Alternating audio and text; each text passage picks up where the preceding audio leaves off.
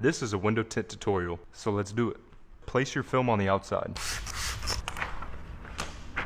The first edge that you cut is your front edge. Move the film forward about ½ inch. Squeegee. The next cut is the back edge. Next, cut your bottom edge. Roll the window down just a little bit. And your final cut, the top edge.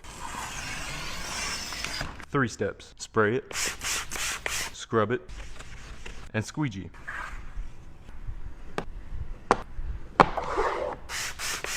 Now apply the film. Squeegee.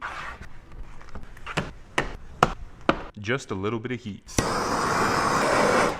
Now this is the hardest part. Pick up the film, spray it, peel the liner, pick it up again, spray it again, take your corner tool, and work the film below the rubber. Just like that.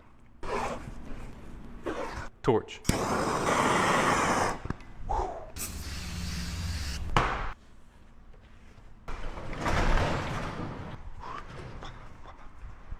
I don't know what that was. Here's what it looks like on the inside, and here's what it looks like from the outside.